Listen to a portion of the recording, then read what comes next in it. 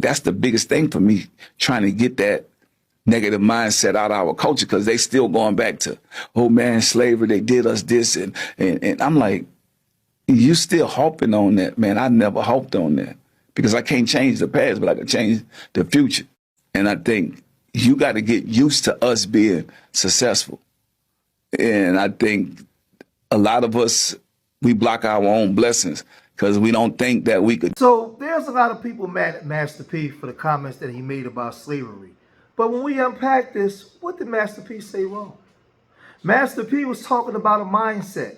I've done 1,000 live streams of all the years that I've been online, and I talked about reparations first starting the mind. You have to first prepare your mind. You have to first believe that you can achieve the things that they said that you couldn't have. A lot of times, let me tell you something out there.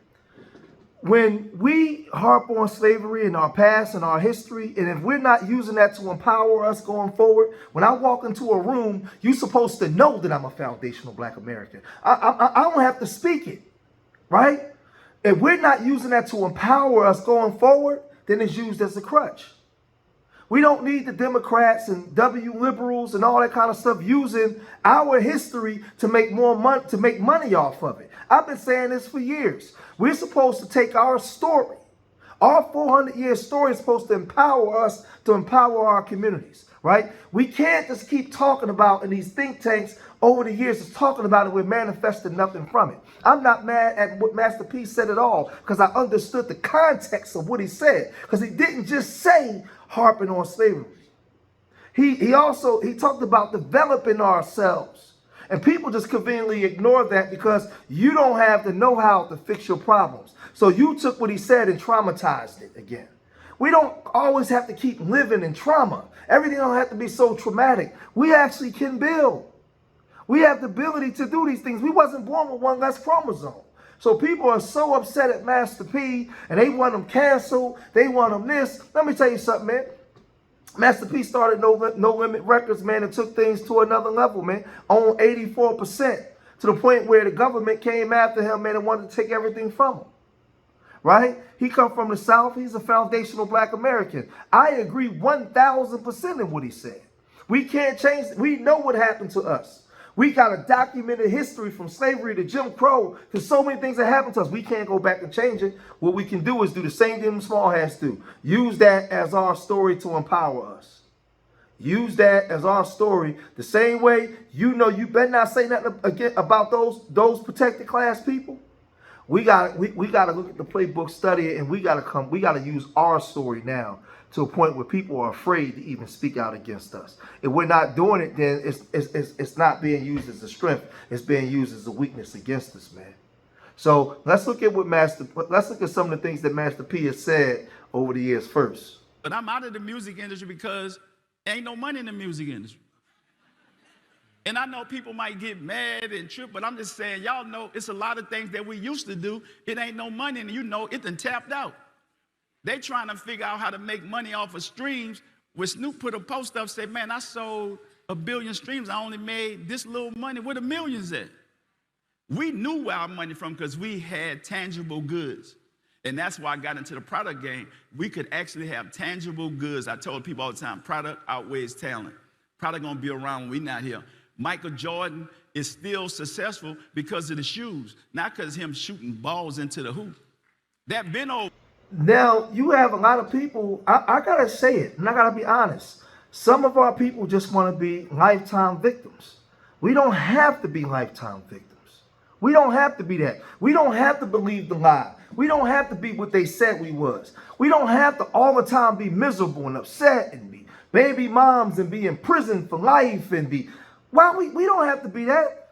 We succumb to this because we believe the lie. We keep believing that we're victims, lifetime victims. We've been sentenced to a lifetime of being consumers and being victimized. I don't believe that no more. I don't practice that. I don't. So when people hear him say what he said, the first thing they went in, oh my God, he said we don't have to dwell on slavery. Because that's not how he said it in this context. That's not the only thing that he said. So now you got people saying this. I swear, every time these famous people open their mouth, they show us two things. One, a lot of them are very lacking in intelligence. Like, you can literally tell a lot of these famous people are not smart. And two, they always have something to say that's some colonizer bullshit. Now, we've got people, we're finding black women and men being strange fruited left and right. We've got Nolan Wells situation. We got Carmelo Anthony's situation. And all these rich, famous black people are mute mouth and ain't saying a damn word about none of this stuff that's going on. They ain't talking about the fact that people's food is being poisoned because they have chefs and access. They're not talking about the fact that Gary, Indiana has no power. But you'll get on these podcasts and talk about how we need to stop talking about slavery because get out of the negative mindset. Talking about slavery is not a negative mindset. If anything, it's a mindset of us understanding and knowing what our people went through and knowing we're never going back there. It's actually empowering to know our people fought hard for us to have things and we have to continue that fight. Not talking about is doing what white people want to do and sweep it under the rug like it didn't happen. But the reality is we are still suffering the effects of slavery today. And when y'all want to get in the comments talking about, well, I didn't own slaves and I didn't benefit, you did benefit. You benefited because when enslaved people were freed, everyone who owned slaves, all these white enslavers, they got paid reparations for every single loss of property, which was the loss of the enslaved people. So you got paid per head, like we were still a material item. Number two, because of that, because of then laws and rules and redlining and keeping black people from being able to buy homes, keeping black people from being able to be in banking, all of the things that y'all did to try to keep black people from having the same opportunities are why we continue to stay behind. All started with slavery. And to this day, we still don't have the same rights. Y'all can think that we do, but we've seen it play out in the justice system. We've seen it played out in corporate America.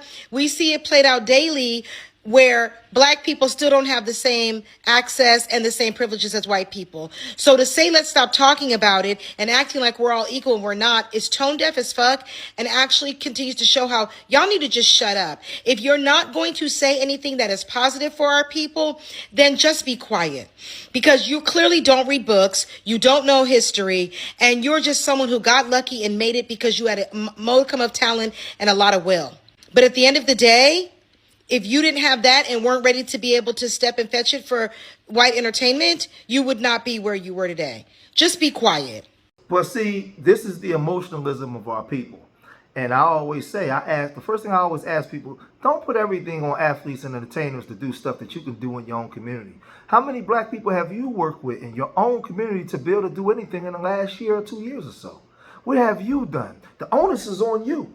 Right? We create urban nerds. We work with people in the community. We try our best. What are you doing in your community? Right? Master P was correct. He never said everything that she said. That's not what he said. He said that we harp on, and I've been saying this, we harp on our past too much where it becomes a crutch and it's not for our development. Other people come and use their past and their trauma to elevate themselves. We know we got people against us. That's why we should be working harder even more. Right? We have no excuses. We have to fight and continue to fight. Right? Those Democrats, right? See, we already know the radical right. But that radical left, they ain't our friends. We've been supporting them for X amount of years. Look at our communities. Right? They got all these programs set up and all this where they want to be the mouthpiece and speak for you to get the money that's supposed to be allocated to your communities. These people are not our friends either. But they use our story. We have people that come and use our trauma and our story to make money. That money not coming to us, right? Our story is not being used to empower us economically. It's not, right? So Master P responded to what he heard and he said this. What's up, y'all? For the ones in the back that can't hear, stop making them false narratives. I love my people. When you talk about slavery, our ancestors been through so much and we're not going to forget it. You know what I'm saying? But what I want to tell y'all is, even though we're going to always be aware of it, but we have to do something to bridge the wealth gap. That's what I'm saying. We can't change the past, but we can change the future. And we're going to constantly fight and educate our people. But I want to let y'all know, Apple is making $32 million an hour. How do we get a piece of that? Because we need to be able to bridge the wealth gap. That's the only thing I'm saying. And that's the only way it's going to happen. We got to educate our people, to educate our culture. And that's what I'm doing. Somebody look like us, say, hey, how come we don't own our own tennis shoe when Nike started out of their garage? Like Phil Knight started out of his garage. And I tell people all the time, look, it's not about a color. Like, think about it. Even though when I help black-owned business, I'm doing that because we at the bottom of the totem pole. But we want to create product for everybody. This product is for everybody, blacks, white, Asian, Latino. But it don't have too many black-owned companies. Like, show me how many black-owned tennis shoe companies out there that's making functional shoes that actually own it. It's not that many. It's a problem. Yeah. So when I find a problem, you know, my passion get like, I need to do this. I got to show the world. In the food industry, I realized that we didn't have enough healthy alternative foods for us. So I found a problem. I created Miller Family Food. I said, well, you know, I got to make healthy alternative food, snacks, everything. Is that based out of New Orleans? Yes. Okay. Yes. And so I was inspired by going to Tulsa, Oklahoma. And, you know, in the Black Wall Street, 1920, what happened to our people. And it's like you had so many successful, rich black people, and it was burned down. But I met this guy that owned a grocery store called Oasis. Yeah, A.J. Johnson. Yes. Yeah. And so I'm like, you know what? I'm going to put my food in your grocery store, and I'm going to support you. We support all these other companies, but why not support Oasis and AJ? He's doing good stuff in the community, and what you know about that store, as I've been down there, is that the predominantly of that area that's white is poor Yes. individuals, who, Yes. you know, and so I love the work that he's doing. But when you think about, again, being yourself, what's been the biggest surprise of the stardom? I mean, you've been in this game for a very, very long time. What's been the biggest surprise about it all? Our own culture don't believe that we could do it.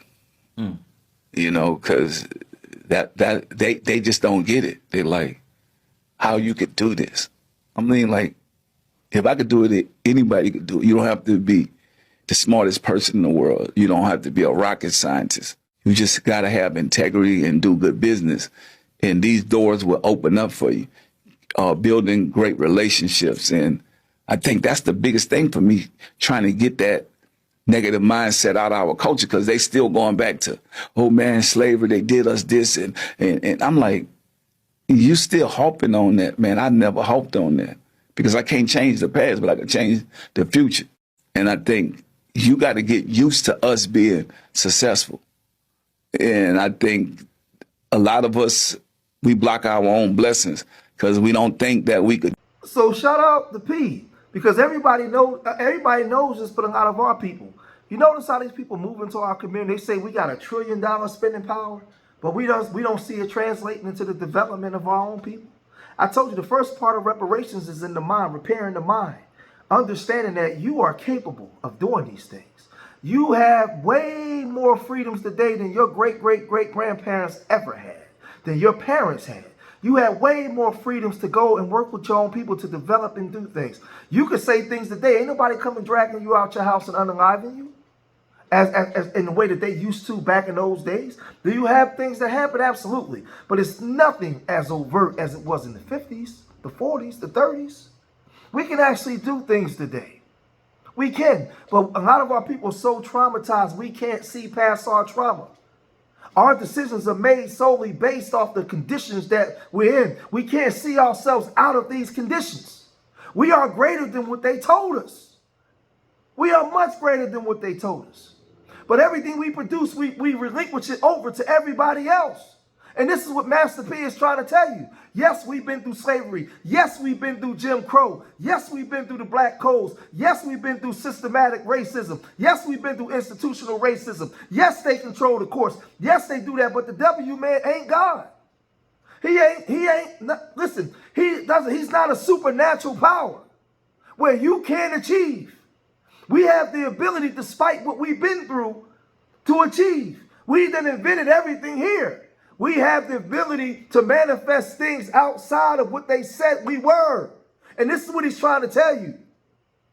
So I'm going to tell you now, there's going to be a group of foundational black Americans that's going to heed and go and develop. And it's going to be some that's going to just want to be victims for life. And it's going to have to be a line drawn in the sand. Where do you want to go? Because you got choices to make in your life. And there are people that sacrificed before you got here for you to have the choices that you have today. And know that we went through this so you don't have to. Choice is yours. Choice is yours. Shout out to Master P for saying what he was saying. If you made it this far in the video, hit that like button, subscribe to Street Media TV, leave your comments in the comment section. Remember, I love y'all. Till the next time. Peace.